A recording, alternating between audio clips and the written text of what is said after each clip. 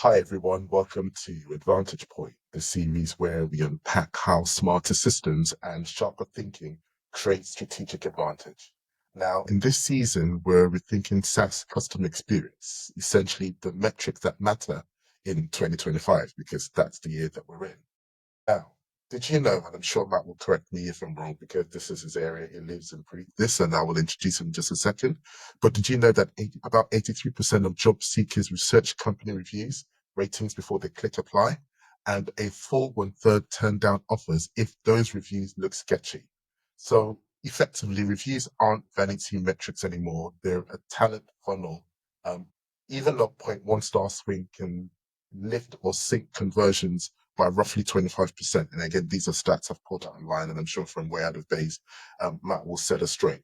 But today, we are going to attempt to decode the employer brand metrics that move the hiring needle in 2025 and discover where the world-class teams still trip places where still trip in places where automation can hand them quick wins.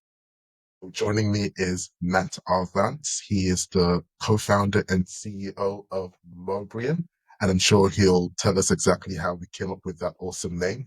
And it's effectively a SaaS platform that helps companies turn Glassdoor and Indeed reviews into recruiting rocket fuel. He's authored the award-winning book called The Review Cycle, which is a full-step playbook: ask, respond, harvest, and market. And I'm sure Matt will tell us all about that when he starts speaking. So, Matt, thank you very much for being here. Good to have you. Thank you, Daniel. It's definitely an honor to chat with you on your show. I love the name Advantage Point, really focusing on those areas that can bring a huge, leverage and increase our strategic advantage as businesses. And you really nailed just about every single point there as far as star ratings and the importance of reviews and how much people use them to make decisions. I mean, it's kind of intuitive. Reviews have been around for a long time now. The very first time that we have documented proof of reviews existing was back in 1997. There was an investor report from Amazon where they officially, in writing, documented that they had rolled out ratings and reviews. And in my opinion, that's actually the first form of social media, if you think about it, where individuals are sharing their own thoughts and opinions online with each other. That to me, that's a form of social media. And since then, fast forward 28 years now, everyone's used to making or to using reviews, ratings, and reviews for lots of different types of decision making, whether it's what vacuum you're going to buy online, what restaurant you're going to this weekend, what hotel you're going to stay at on your next vacation, or what job you're going to apply for. So, very widespread application of a kind of standardized metric system that we as society use for judging how good things are, even if it's not a true reflection of quality. That's what we're using. Right, very, very true. And before we get stuck into what you do, because we're going to get into that, do you just want to give us a bit of an insight as to who you are? So my dad is from Canada. My mom's from Arkansas in the south of the U.S. So kind of a weird combination, redneck Canadian, I guess, from parents across the continent. But I ended up growing up in Utah after my parents met in college and then stayed there.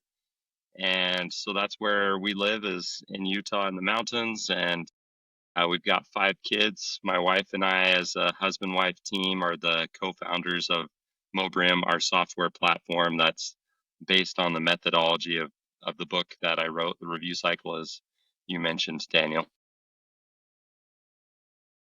And one thing, I mean, when I found out how you got the name of your business, I thought was really cool. But do you just want to tell us, Mobium, that's a very unique name. How did you come about that name? Yeah. Well, the end idea was my wife's. She always has the best ideas, but we had a really long list of names And we had lots of different qualifiers for what would make sense. We wanted it to be memorable. We wanted it to reflect the nature of our business. But Mobrim specifically, one, because it's a fanciful name, so it's a made up word, it's more legally protectable. It was available on social media and the URL was available. It checked all those boxes.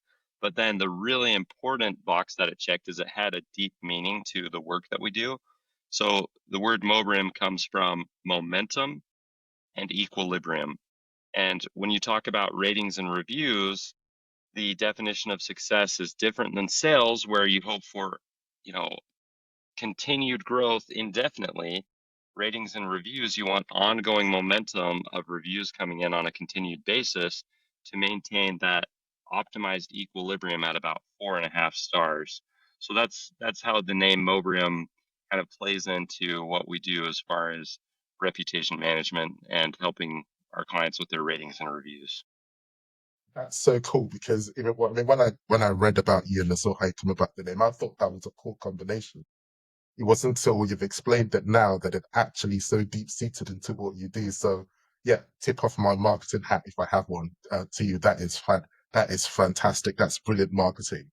But yeah, right. So let's get into it. I've got a couple of questions. I would like to sort of ask to sort of to draw on your expertise, and I'm sure the listeners will be very enriched and get lots of value from the stuff that you're about to say. So I'll just throw a little sort of firework in there. Feel free to expand, on that.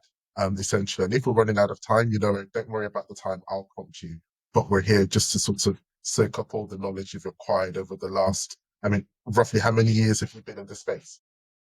About 10 years, a little over 10 years. Exactly. So I'm sure there's a wealth of knowledge and experience, myself and the viewers are going to glean from that. So my very first question is, um, let's say a Glassdoor review climbs half a star, right? Which cost metric drops first? Okay. Is that sort of like recruiter hours or cost per hire or something else? So if the glass, so I find it such a tongue twister.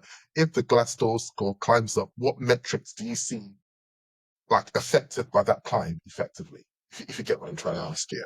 No, that's a great question. And I've been looking forward to this conversation all week, Daniel, because you told me you were going to throw me some curveballs by not giving me the questions. So I've been really excited about what you were going to bake up here. No, no, this is great. So as star ratings go up or down, it's essentially affecting conversions. So like the number of transactions or the number of applications. So if we're talking about a product on Amazon, as the star ratings go up, we're going to see more units added to cart and more transactions. If the star ratings go down, we're going to see less products added to cart and less transactions. If we're talking about Glassdoor, we're going to see more applications or less applications. But from my research in the review cycle, I've noticed a pattern, and there's actually some different research studies that have been done. One of them was by the KTH Royal Institute of Technology, and they looked at the association between star ratings and volume of sales, and this was specifically an e-commerce application with Amazon. And they saw that there was almost like this half-life of sales that was happening. Like when you were at 4.5 stars, that's where you saw the most sales. And when you dropped to 4 stars, then sales cut in half. When you went to 3.5 stars, it cut in half again. When you went to, you drop another half star, it cuts in half again. And so it's kind of like this half star life. With each half star, you're doubling, literally doubling sales. But then once you go from 4.5 and you get really close to 5, we actually see sales drop almost as low as if you're at like the sub 3 star rating. And that's because if you're too close to 5, then it's believed as being faked, manipulated, or too good to be true, right? There's kind of this gut check reality of like, well, they can't have hundreds of positives and no negatives. That doesn't really make sense. And so having some of those negatives actually brings trustworthy and authenticity to the positive, which increases influence. And the exact same thing happens when we're talking about recruiting and retention with employees, I've seen this play out in real life, especially as you start earning best place to work awards from these review sites, because that's kind of like the equivalent of winning a category bestseller tag when we talk about e-commerce. Like Amazon has number one category bestseller tag, which is like a self-fulfilling prophecy. Your sales are going to go way up when you get that number one spot. Even it could be even as much as double as the number two, even though number two is really good. And I've seen that like on the very first employer that I helped with this years ago when I was kind of learning this stuff. The very first time we won a Glassdoor Best Place to Work award, we saw our applications go from about 20 per job post to over 100. So there's a pretty significant influence when you start winning those awards, in addition to optimizing your ratings and reviews. Right. Okay. So just sum up that point again for us. What metric specifically, so what metric specifically would you say is the first to shift in sort of rising of the stars, as it were? Good point. I didn't really like directly answer that. So I would say for sure number of applications. So the number of applications is directly correlated with your star rating, and it's going to go up or down based on your ratings and reviews. I would say the time to hire is kind of connected there, because if you're getting more applicants, you should be able to find someone that fits faster. But then you also have to think about the retention piece. And it's not just job seekers that are looking at those employee reviews. Your current employees are also looking at that. And they also have the same consumer mindset of star ratings are connected with satisfaction and quality. And when we're talking about the employer use case, that product is the employee experience, it's the company culture. So if you have really low ratings, say you're at 3 stars, below average, because the average on Glassdoor is 3.73, then your current employees are making a comparison with that number. They're saying, I know what my experience is like here, and apparently it's a 3 star. And then this other company that maybe I would be interested in applying at, it's at 4.5. So it must be better, as a comparison. So if you have subpar employer ratings, it is directly affecting your turnover as well. Um, and especially in high service oriented industries, those employer ratings and reviews function as a form of a product review. And a lot of companies don't think about it this way, but imagine a hospital or a home buyer, or excuse me, a home builder. You think about people that are going to be building your house, for example. Do you want them to love their job, or hate their job? You could go look at those ratings and reviews and consider that a reflection of the quality of service you should expect to receive. And a lot of companies could really leverage employer ratings and reviews for business growth if they think about it this way, and guide that prospect journey to discover their ratings and reviews and their best place to work awards, and prompting them to compare them against potential competitors that they know aren't looking at that angle. So there's a lot of stakeholder groups that are affected by your employer ratings and reviews, and there's obviously some spillover to the customer reviews. If you've got really bad customer reviews, then that could also deter an applicant that may want to work for you. So there's spillover on both sides. And before we move on to the next question, that's a really interesting thing that you said, because when I did a bit of research as to what you do and how you do helps for clients, it was quite evident to see that it makes sense. Obviously, me in my own time shopping at Amazon or whatever, thinking, well, actually, this company is a 4.5 star now. Not so basically, don't think 5 star, think 4.5 star. Basically, is one of the underlying messages here. So this company is a 4.5 star. It makes sense that people would want to apply there, but actually, something that's quite interesting that you've just said is that people internally will be comparing your score versus other companies' scores. So it doesn't actually only affect potential employees coming in. it also affects the retention of current staff because if company X has got 4.5 and I'm at 3, then what on earth am I doing here? It's going to be better over there. So that's actually quite never thought about that. So thank you for highlighting that Yeah. for us. And so my next question is this: so for your clients, and it's sort of like a two-parter. So with the clients that you currently work with, and again, if you go on his website, I'll put the link in there for you as well, so you can see the sort of fantastic and impressive client base that he's built over the years. And I'm talking about Matt. Do you monitor what the reviews are? So is it just kind of like a one and done thing, or do you work with them sort of on an ongoing basis to sort of keep an eye on their review score? It's a two-part question, but let's start with that first. How does it work on your end? Yeah. So when we partner with the company, it is more of the long game approach. Because reputation management is not like a quick fix type thing. There are kind of scam offers out there. Like I hear a lot of people talk about trying to get negative reviews deleted, for example, like, oh no, we got this horrible negative review. I'm an executive and it's just bugging me. I don't know what to do with this review. It could be so damaging. We just need to make it go away. And it's that short-term mindset. We don't think about it that way. It's interesting because there are lots of um, offers out there that'll say like guaranteed we'll get rid of this your negative Glassdoor reviews, $200 each or something like that. But all they're doing is a moderation request. You can do that yourself. It's free. I mean, we have a whole article on mobrim.com that kind of debunks that scam mindset, but we help our employers, our clients, proactively collect reviews on an ongoing, never ending basis to maintain stability. And it's a drip system. We don't want this huge blast of reviews to happen all at once because that can actually throw moderation flags on sites like Glassdoor for what could be identified on their side as review manipulation. Even though Sure. it's legal, it's not a best practice. There are ways that it should be done to maximize the impact.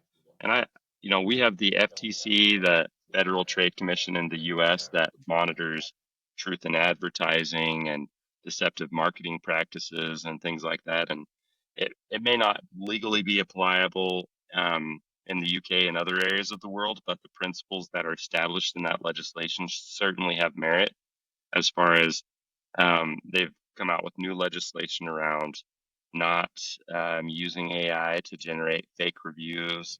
Like you can now be prosecuted with civil penalties if you, as a consumer, are generating fake reviews. Like if a company is paying you, for example.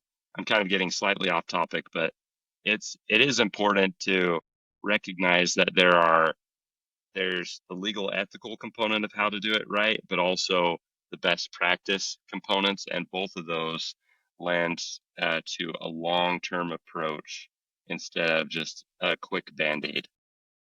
Sure. And you've actually jumped ahead to one of my questions about the FTC. So I'll still ask it anyway, but Yeah. yeah, it's almost like you've taken a peek into my notes. The second part of the question the second part of the question I was going to ask is, so what tells your team like the slip is coming, let's say from a 4.1 to a 4.0? What are the indicators your team looks out for? What tells your team that, hey, company X's reviews about to sort of take a dip? That's a good one. So we look at two metrics, and that's the displayed star rating. So that's the rating you actually see live on Glassdoor or Indeed or the other sites. We also manually calculate the raw star average, and those two are different. Um, I'll just use Glassdoor as an example. They calculate their star rating algorithmically, and they give greater weight to recent reviews. They also give greater weight to like a full-time employee review versus like an intern or a contractor review because they've got, different identifiers for their ratings and reviews to collect a broader spectrum of feedback. And so they give greater weight to the full-time versus the intern. And so as time goes on, you could have great ratings and reviews today because you've got a lot of recent full time 5 stars, for example. But as those reviews age out, the calculation, their algorithm is changing the scoring, and you could actually see a star rating change without a change to the total number of reviews. And so when we calculate the raw average, which is just a mathematical, add them all up, divide by the total raw average, that number is kind of the anchor. And then we use the displayed to see if it's above or below that.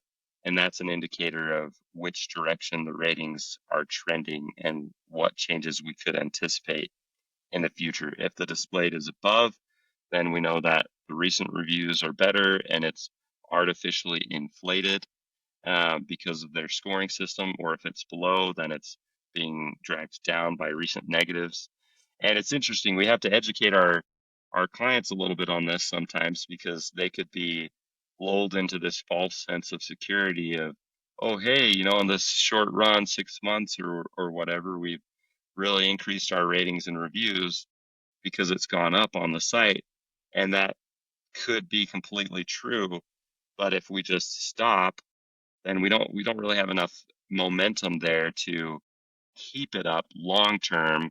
And that little batch of positives that we got are going to start aging out, and then their rating is volatile again and exposed to even a few negatives could really tank it. So it really is about keeping this consistent flow of reviews coming in. So you always have reviews in that recent bucket, essentially. So if I was to paraphrase what you're saying, we need enough momentum to keep going, to keep the equilibrium effectively. Exactly. Nailed it. Boom. Right, okay. Next question. Right, so it's 5 p.m. on a Friday and a one-star review drops. So what's your kind of minute-by-minute playbook to reply fast and authentically? So for an employee review, I would say it's not going to be a minute by minute playbook.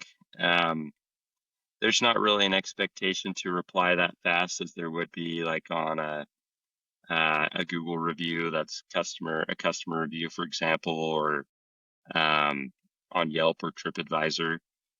We recommend that our clients they're at least responding weekly. Uh, Ideally, it could be every 2 days, like depending on what you're able to do, but there there's less of an expectation of like instant customer service when we're talking about employee reviews. So the main thing is we're replying strategically. And in chapter 4 of my book, I go through all of the best practices for strategic replies because there's a lot of influence there. It's a permanent statement reflecting the voice of the employer. And so we don't want to just copy paste a blind AI prompts for a review response or copy paste a template or use like the intern for this because there's significant influence there. When we do respond, we want it to be strategic. We want to speak to everyone else that's seeing that. They're our target audience, and we want to showcase a high degree of care. So another job seeker that sees that can anticipate, oh, if I have a problem with my employee experience, that's how I'm going to be treated. So we don't want to make the reviewer out to be the bad guy. We really want to show that maybe something negative happened using a journalistic tone. And then we're going on to solution and showcasing support. But yeah, it doesn't need to be minute by minute. If we're keeping up to date on a weekly cadence, then that's best practice for employer ratings and reviews.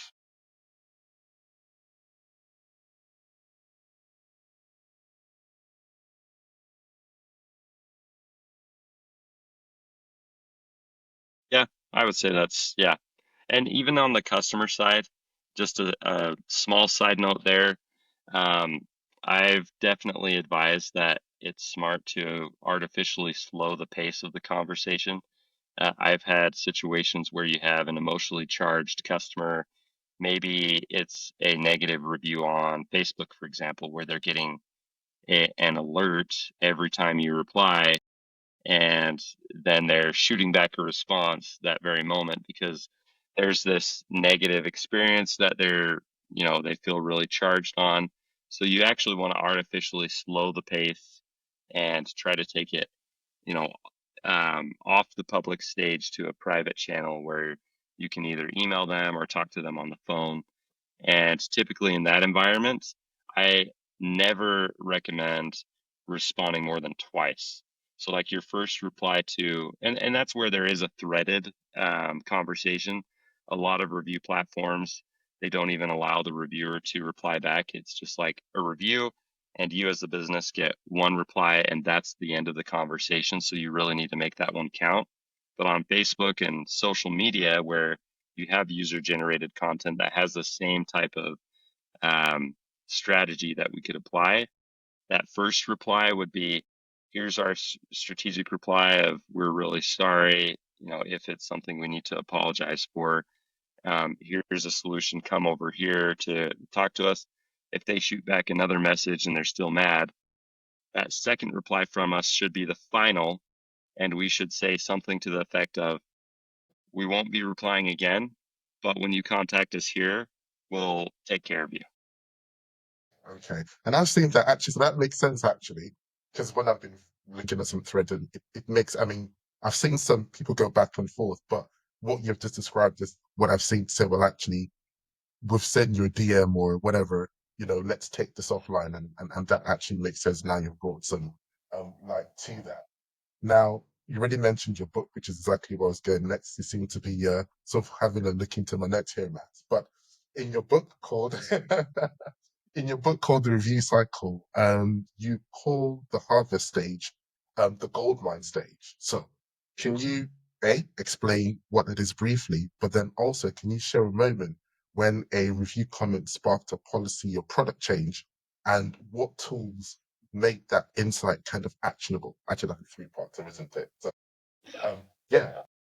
No, that's totally great. So, stage three of the review cycle is harvesting insights. We want to use that feedback that's been shared online to help reverse engineer better experiences.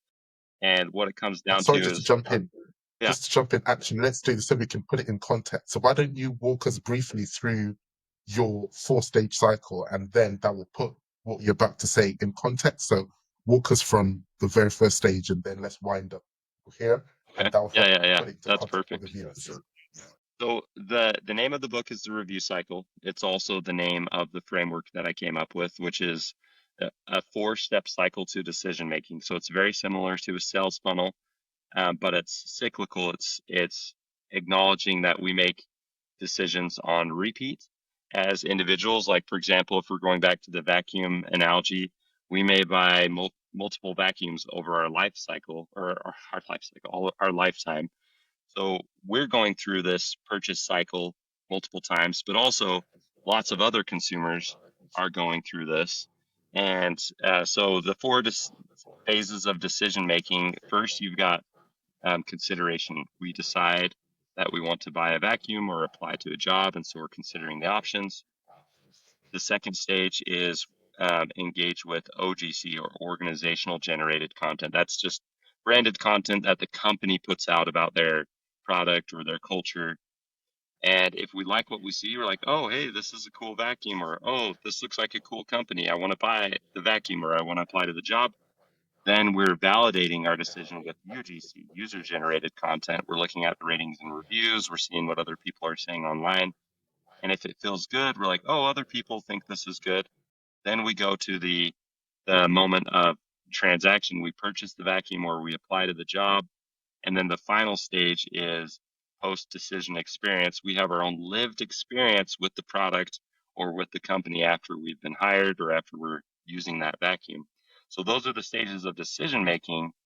But then it's one thing to recognize that it feels pretty intuitive. It's another thing to influence those stages of decision making. And that's the inner circle of the model. I don't really have it on the screen, but it's on page 72 if you end up getting the book.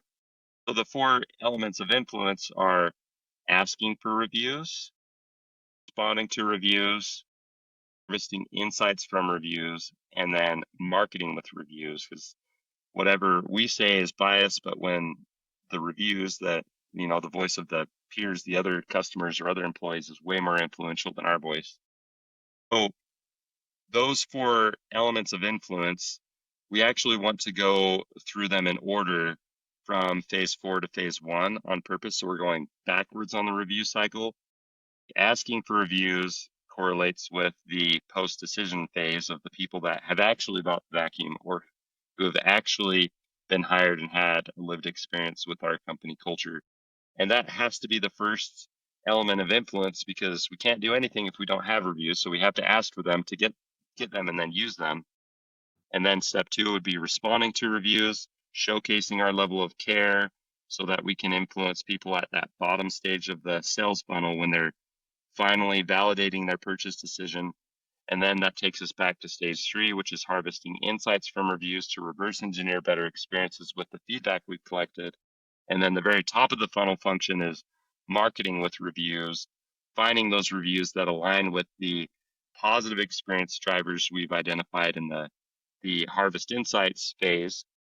And then we use those reviews to share our marketing message. So instead of us highlighting the top feature of our vacuum that we know everyone loves, or highlighting the best component of our benefit package that we know that everyone loves, we find a review that talks about that benefit or that feature, and we let that be the vehicle that shares our message in ads. So that's kind of a holistic view. Any questions there, Daniel, or should we jump into the harvest insight piece?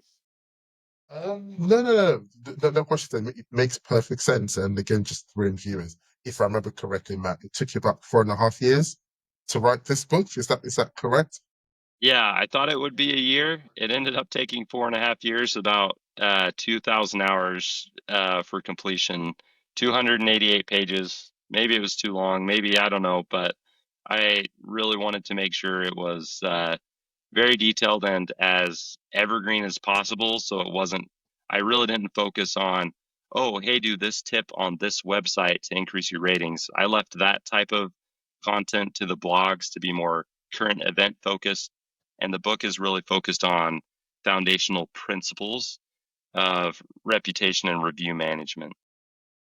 Perfect. So again, I'll put the link in there for you guys to go and have a look. But like I told you, lots of experience on this man's shoulders. So I promise you, there'll be loads to glean from when you open the 288 pages, or read through rather, not just open it. The Or 288 pages Audible. of the It's on book. Audible if you prefer. Oh, if you want to listen to it, if you will, as an audible as well. So there you go. So now that's my fault. I detracted the conversation. So back to the question, Matt.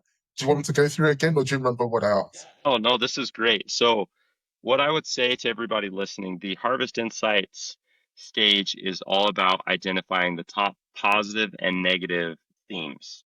So, if we're looking at the vacuum or if we're looking at our company culture, we're reading through those comments and we're tallying up what are the top mentioned positive elements about our product or our culture.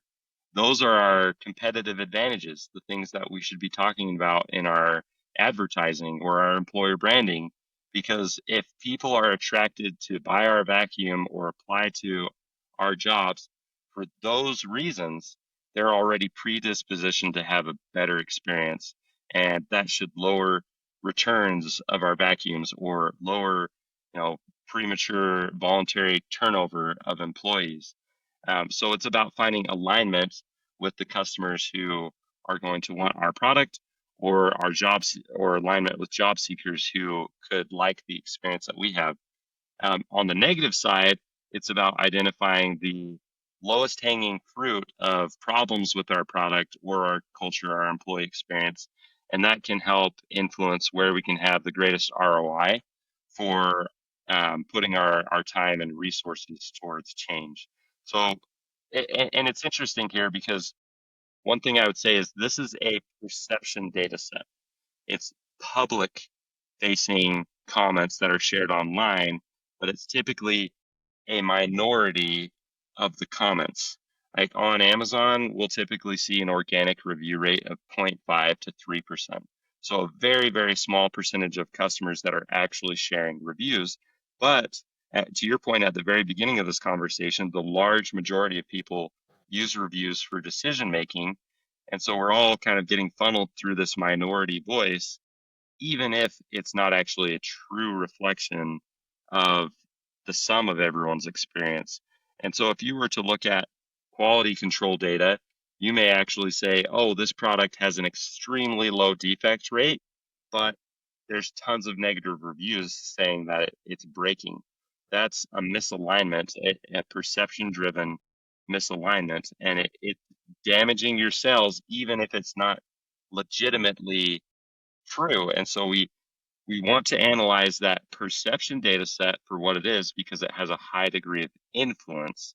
Now, if we can contrast that with the internal legitimate data, and this is actually in chapter 5, I developed a model called the perception matrix, which is kind of like a SWOT analysis looking at strengths and weaknesses, but it's contrasting positive and negative experience drivers in the perception data set, your public facing data, and your legitimate data set, your internal data, whether that's quality control data or an engagement survey where you had, 80% participation versus 3% on your Glassdoor, there's an extreme difference in participation. So you want to contrast the external facing data with the internal facing data, positives and negatives, and that helps you identify areas where you could better manage expectations. For the product, if you have low ratings saying this product is breaking, it's defective, well, maybe on your product listing, you need to talk about how the product should and should not be used to help prevent the customer from damaging the product. And I've seen that. I've seen that example firsthand with various different products, whether it's like I worked in the bedding industry for a while. So people washing things on too hot, damaging, the linens or things like that. So you have to be clear about the care instructions to prevent some of those defective reviews from coming in. And then on the employer side, it may be PTO, for example, like maybe you're getting lots of negative reviews for PTO, but you legitimately have an above average PTO program. So instead of just adding more PTO days, which eats into your profits, you need to change how you're speaking to PTO with your team and make a fair comparison. Put some information out there for your employees to see that you are actually above average, and that's the fair comparison to make. And then that can start affecting perceptions and spill over to your reviews and start to lift those. So, really, to sum that up, we want to identify the positive themes. And those are the things we should really be putting in our advertising to attract customers and employees for the right reasons. And we want to find the negatives because that's the lowest hanging fruit of things we can improve to affect positive change. Very nicely well summed up. And I'm about to detract a little bit again. You mentioned that you're in the bedding industry for a while, which reminded me of the conversation that we had prior about the reading pillow. So did you Yeah. want to did you want to tell us quickly about what that is? Okay. So a reading pillow, it's like got this back, that you're going to lean on when you're reading a book, and then it has these little arms that come off, so you can kind of just sit back, almost like a chair with armrests, but it's a pillow. And this was one of the very first products that I experienced this harvesting insights principle on almost 10 years ago. It's a great product that it was a newly launched product, and it was getting great reviews. And then all of a sudden, it was getting one star after one star after one star after one star. And it had nothing to do with the quality or how soft it was or anything. It was just people expected it to be bigger or smaller, or the arms to be fatter or a different shape. And we realized we just weren't managing expectations very well. So we measured the pillow because it's kind of an odd shape. It's not just like a rectangle, like a pillow for your bed. So we measured across the top and down the sides and in the middle and the length of the arms and the height of the arms. So people didn't expect something huge or something that was like doll sized. They knew exactly what they were getting as far as size goes. And so we posted that new image with the measurements, and it literally fixed all of the negative reviews that the ratings went back up, and then that pillow went on to be category bestseller for a long time, and a really good profitable product. Oh, well, there you go. I had no idea what that was when we spoke initially, but it fit in very well with this part of the question. So thank you for telling us all about that. I'm sure if you want to find it, was it on Amazon or wherever? I don't know, but I'm sure if you Google reading pillow, Yeah, someone can so find that it somewhere. that exact product, it's under the Linen Spa brand on Amazon. Yeah, so Linen Spa reading pillow. If you're interested in one, there you go. Matt has given you the plug to go and get one now for yourself. And I'm really enjoying this conversation, but I'm just trying to now pick which question do I ask because I don't want this to extend for too long. But I'm looking at my list and I've got one here. So here it is. So now, how do you automate asking everyone? So not just the super fans for feedback. How do you sort of get an average in terms of the people that you're picking with different levels of perceptions, I guess? And it's more to the point of where you were talking earlier on about the FTC sort of finding people for kind of dating reviews. So how do you balance that? If you get what I'm trying to ask, how do you automate that? How do you balance that? So there are companies out there that have a mindset of find the the happy people, and ask them for reviews. You mentioned gating. There is a principle called review gating, where essentially you ask, "Are you happy or sad?" Only the happy people then proceed to the review link, and the people that said sad, they go to customer service or HR, for example. That's explicitly against the terms of service on Google, and some other platforms as well. So we certainly do not try to do that. Our methodology is about volume. It's about sending a message that everyone's voice matters, everyone is included, and we let the numbers play in our favor as far as volume goes. Because when you don't ask for feedback, you typically get an overrepresentation of negative. But when you ask everyone, you're unlocking the silent majority, those people who aren't really motivated to go out of their way to share. But when you ask them and you make it really easy, then some of them are going to share. And we still do want some negatives to come through. And that's something that we have to educate our prospects and clients on is it's okay, like that some negatives come through. If it was perfectly 5 star all the way across, that's actually not what we want. And we're ready for when those negatives come through to respond. So on the employer use case, it's everyone's voice matters, everyone is heard, everyone gets included. There is no filtering, but it is on a rotation so that we can, drip use a drip system to have those reviews throughout the year. And two more questions, one of which I'm going to ask now. So imagine you were your client, right? And your review volume doubled tomorrow. Which step of your review cycle method would sort of would sort of grow under pressure first due to the due to the quantity of reviews that you're getting bombarded with? Which is not a bad thing, to be fair, or a good thing, I suppose, depending on the content of reviews. But effectively, if the reviews double, where would you start to see the strain first? Imagine you were your client with your business that you're set up right now. Where do you think the strain might start to show? Well, I guess the first thing I would do is go read the reviews and respond to them as needed. And we don't recommend responding to all reviews. There was a study done by Cambridge University, and they actually found you'll have to read in chapter 4 to get the full thing, but the summary there is if you're responding to too many reviews, it feels a little bit overbearing, like you're the helicopter parent at the teenager party, just kind of really overdoing it, and you want to let the community influence the community. So the first thing would be to go read the reviews and decide which ones need to be replied to, all of the negatives, and then some of the positives. And uh, then you're going, that's the next stage, ask for reviews. 2 is respond to reviews. So we do that. And then 3 would be harvest insights, see what we can learn from those reviews as far as if they're positive or negative, and how that affects our marketing or our priorities for making improvements.